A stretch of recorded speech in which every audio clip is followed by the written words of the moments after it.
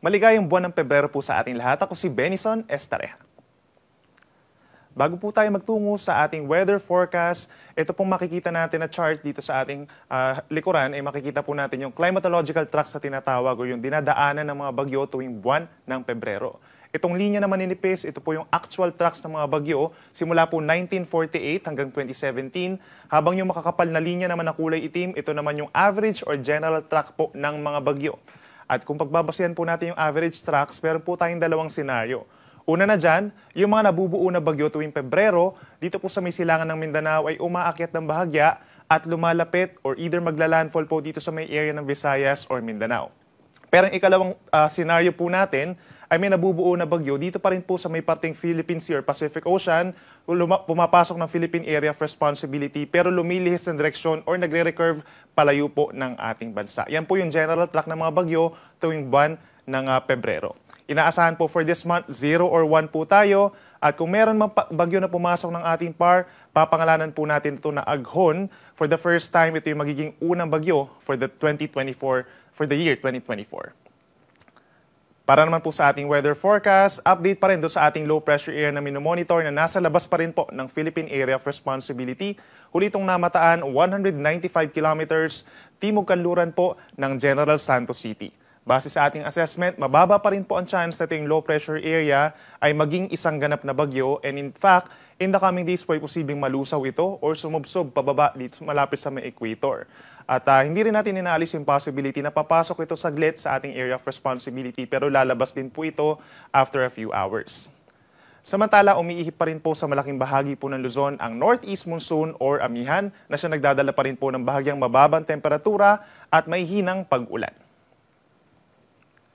For today po, asahan pa rin po ang makulimlim na panahon in some areas of Luzon, kabilang na dyan ng Aurora, Quezon, and Bicol Region. Cloudy skies with some light rains pa rin po dulot ng amihan. Habang ang natitirang bahagi ng Luzon is bahagyang maulap hanggang minsan maaraw pa rin po ang kalagayan ng panahon sa umaga, then sinasamahan ng minsan maulap na panahon sa hapon, at kung may mga pag-ulan man, saglit lamang at may hina. Dahil po sa amihan, asahan pa rin po ang bahagyang pagbaba ng ating mga temperatura. Kung dito sa may Northern Luzon, sa mga kapatagan, nasa 20 to 21 degrees Celsius, yung pinakamalamig na temperatura, habang mas malamig pa sa mga kabundukan, gagaya na lamang sa Cordillera, dito sa Baguio City, between 14 to 24 degrees Celsius. Habang dito sa Metro Manila, between 20 to 29 degrees, at sa Tagaytay hanggang 28 degrees Celsius pagsapit ng tanghali. Sa ating mga kababayan po dito sa Visayas, pinakang uulanin po itong Central Visayas, lalo na yung southern portion ng Cebu, Bohol, and Negros Oriental as well as Siquijor. Bunsod po yan ng trough or extension ng low pressure area dito sa may parteng Moro Gulf. At asahan din po yung mga pag-ulan dito sa may southern Leyte. Kalat-kalat na ulan ng thunderstorms po yan, kaya't mag-ingat sa mga posibleng pagbaha at pagguho ng lupa.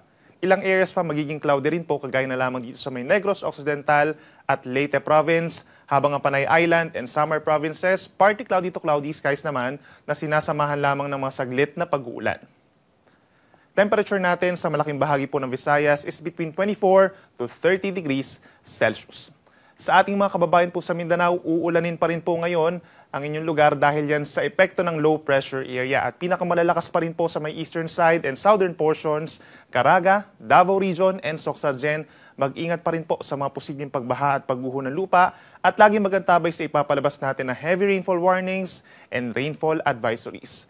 Dito naman po sa may Zamboanga Peninsula, Bangsamoro Region, and Northern Mindanao, mostly cloudy skies din po tayo, at aasahan din natin yung mataas na tsansa ng mga pag-ulan pagsapit po ng tanghali hanggang sa gabi, at minsan malalakas po yan, lalo na yung surrounding dito po sa may Moro Gulf.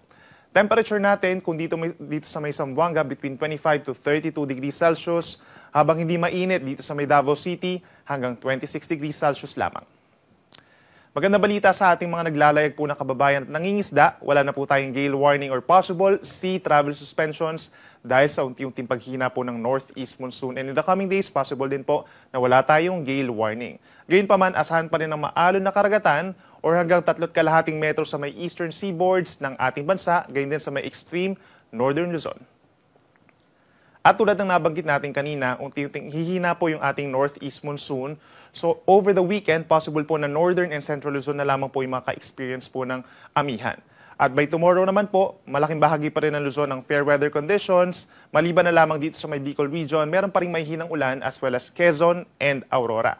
Temperature natin sa Metro Manila, unti-unti rin pong aangat.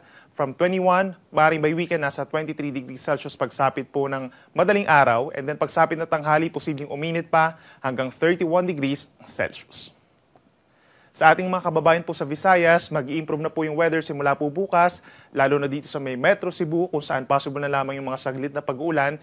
And then over the weekend, malaking bahagi po ng Visayas magkakaroon ng fair weather conditions with the exception of Eastern Visayas, itong Eastern Samar, Eastern portion of Northern Samar and Leyte, dahil po yan sa epekto ng easterlies o yung hangin galing Pacific Ocean.